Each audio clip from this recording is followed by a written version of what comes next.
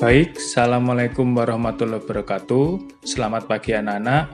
Hari ini kalian akan belajar tentang pewarisan sifat pada makhluk hidup. Sebelum memulai pembelajaran, ayo kita berdoa terlebih dahulu. Berdoa mulai.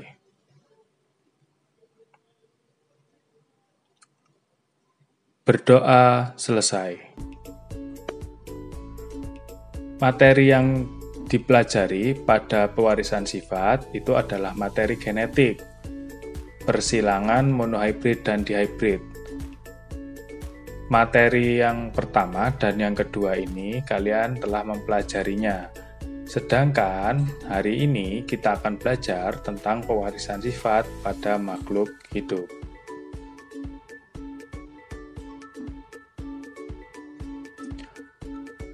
Ayo kita masuk ke dalam materi pewarisan sifat pada makhluk hidup. Yang pertama adalah warna kulit pada manusia. Kalian telah mengetahui ada berbagai macam warna kulit pada manusia. Pada warna kulit manusia diatur oleh banyak gen. Gen A besar, gen B besar, gen C besar menyebabkan warna kulit gelap. Sedangkan gen A kecil, gen B kecil, gen C kecil menyebabkan warna kulit putih.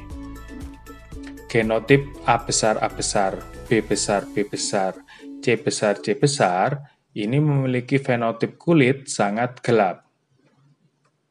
Genotip A kecil, B kecil, B kecil, C kecil, C kecil ini merupakan fenotip dari kulit sangat terang. Genotip A besar A kecil, B besar B kecil, C besar C kecil, ini merupakan fenotip dari kulit sawo matang. Yang kedua adalah jenis rambut. Pada rambut manusia ini diatur oleh gen C besar dan C kecil. Gen C besar mengkode rambut keriting. Sedangkan gen C kecil mengkode rambut lurus. Ingat, C besar itu dominan, sedangkan C kecil adalah resesif. Genotip C besar ini fenotipnya adalah rambut keriting. Genotip C kecil, fenotipnya adalah rambut lurus. Genotip C besar C kecil, ini fenotipnya adalah rambut bergelombang atau ikal. Ini merupakan persilangan intermediate.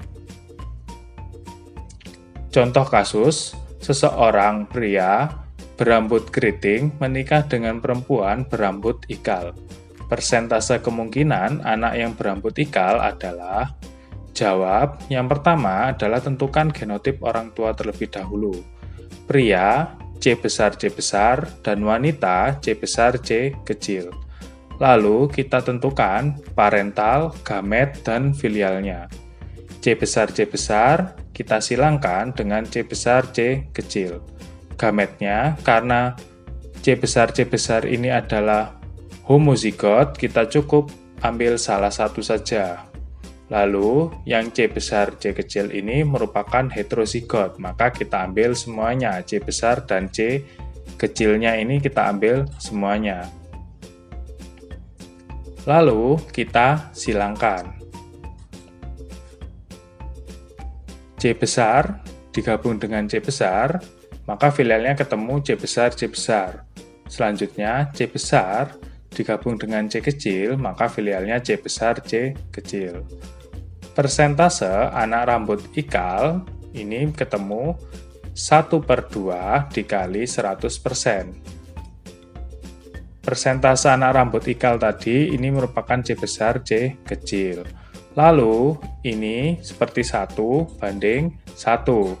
Nah, kita buat perwakilan dari ini, perbandingan dari C besar ini kita taruh di angka 1.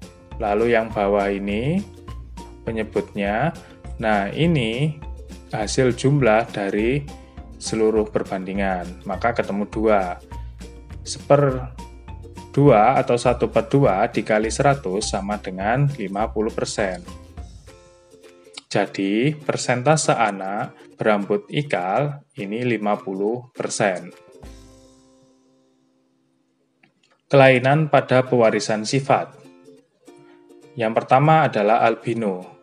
Merupakan kelainan karena tubuh seseorang tidak dapat memproduksi pigmen melanin, sehingga seluruh tubuhnya berwarna putih. Contoh albino adalah seperti ini. Seluruh tubuhnya tidak bisa menghasilkan pigmen melanin, sehingga berwarna putih, termasuk alis, rambut, dan lain-lain.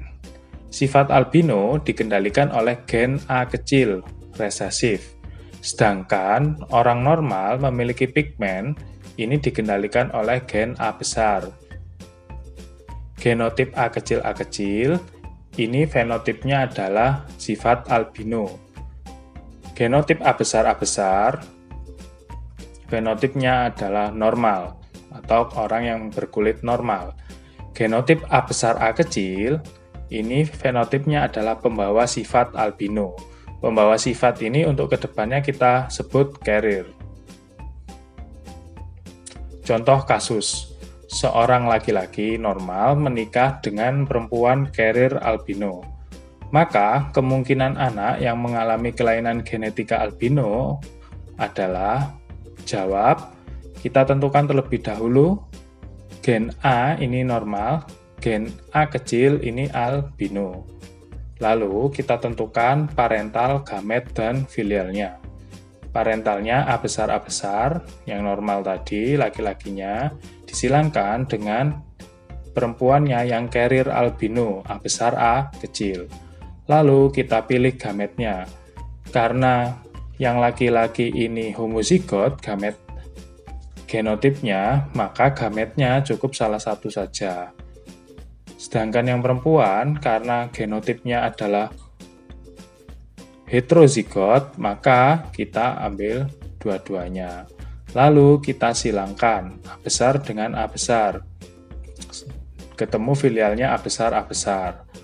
Lalu yang kedua A besar dan A kecil. Maka ketemu A besar dan A kecil. Jadi filialnya bisa A besar dan A besar A kecil. Jadi kemungkinan anak yang mengalami kelainan genetika albino ini tidak ada.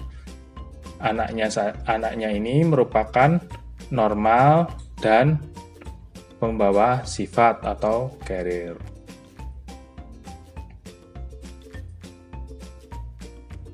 Hemofilia. Hemofilia ini ditandai oleh darah yang sukar membeku. Jadi, orang yang memiliki penyakit hemofilia ini bila terluka maka akan sangat sulit untuk membeku darahnya. Hemofilia ini bergantung pada gen H kecil pada kromosom X, sedangkan gen H besar pada kromosom X artinya normal. Ingat, kemarin kita pernah belajar tentang kromosom. Kromosom pada manusia itu ada kromosom kelamin, ada kromosom tubuh. Kromosom kelamin ada kromosom X dan kromosom Y. Nah, ini tabelnya. Ada jenis kelamin perempuan dan laki-laki, lalu normal dan hemofilia. Hemofilia ini dilihat dari kromosom kelaminnya atau gonosom. Perempuan itu kromosomnya atau kromosom kelaminnya ini adalah XX. Sedangkan laki-laki ini gonosomnya atau kromosom kelaminnya X dan Y.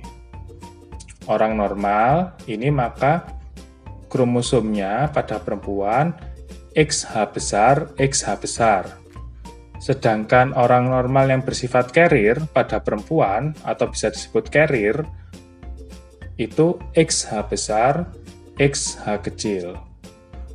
Perempuan bila memiliki kromosom XH kecil atau di dalam tubuhnya ada gen H kecil, berarti dia bersifat letal atau dia tidak dapat hidup.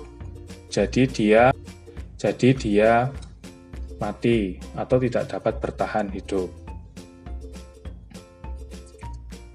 Pada laki-laki normal, ini kromosomnya adalah XH besar, Y besar.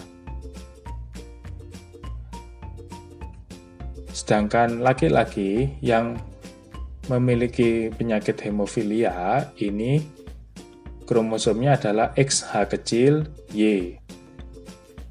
Jadi, hemofilia ini biasanya terjadi pada laki-laki. Sedangkan pada perempuan, karena bersifat letal, maka dia mati. Jadi dia mati waktu dilahirkan. Contoh kasus, seorang laki-laki penderita hemofilia menikah dengan perempuan normal. Maka kemungkinan anak yang mengalami kelainan genetika hemofilia adalah, jawab, caranya adalah tentukan genotip parentalnya.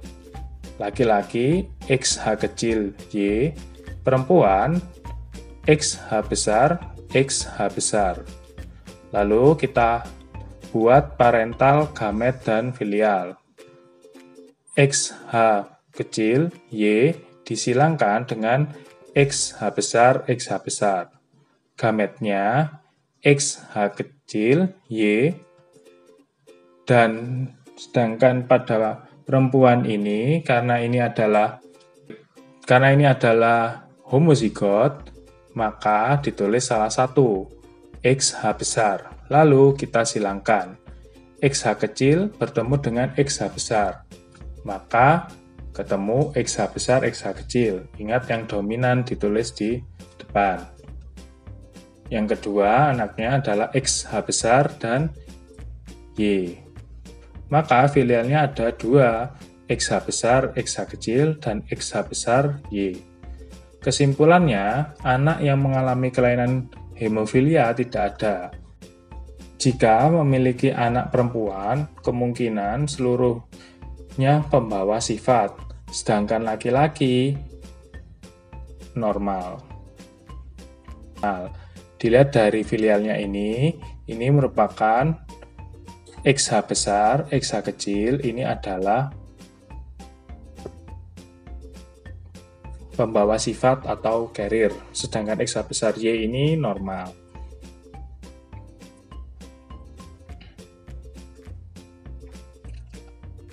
Perhatikan pada gambar ini, angka berapa yang terlihat pada gambar? Ya, benar, 2. Bagaimana dengan ini? Ya, benar 64. Bagaimana dengan ini?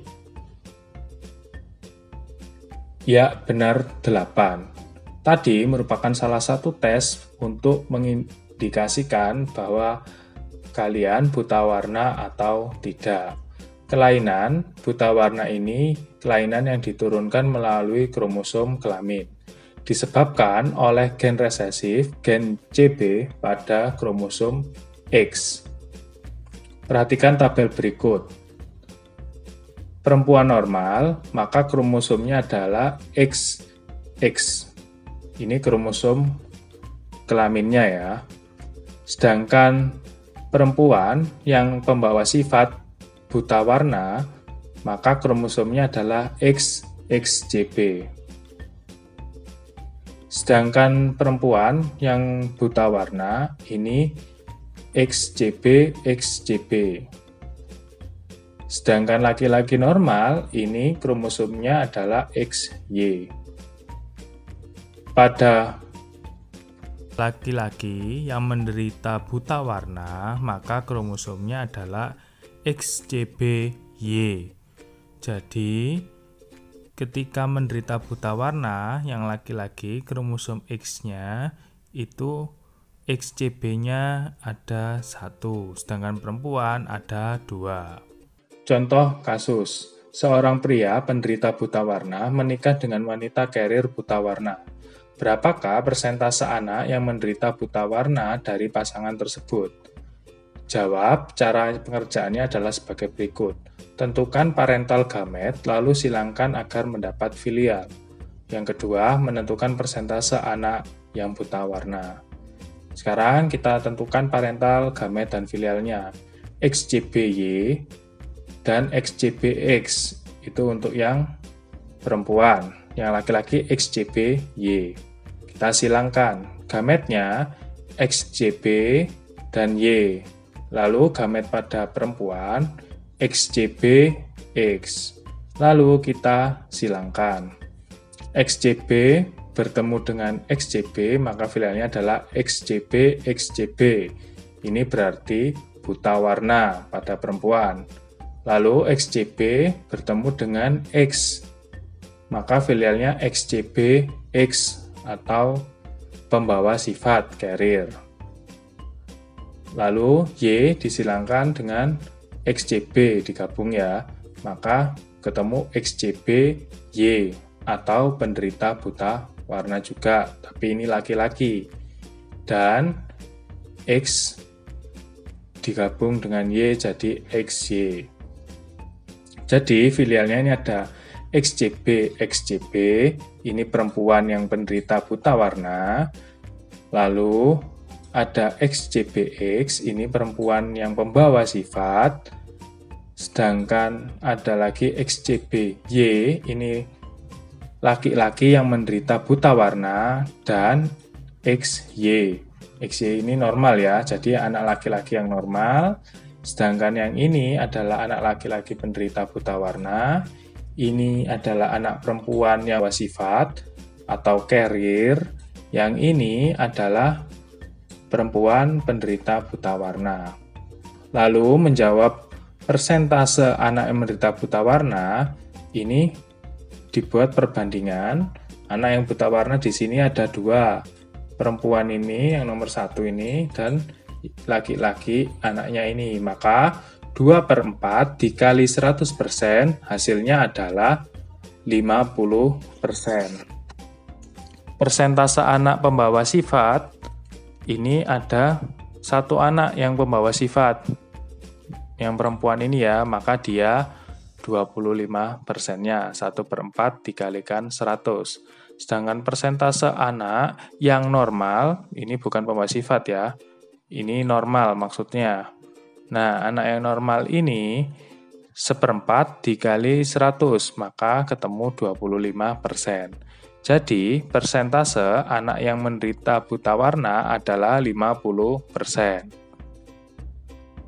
Demikian pembelajaran hari ini. Info video pembelajaran lainnya dapat dilihat di YouTube Solid IPA. Silahkan kalian cek di YouTube tersebut. Saya akhiri pembelajaran hari ini. Wassalamualaikum warahmatullahi wabarakatuh.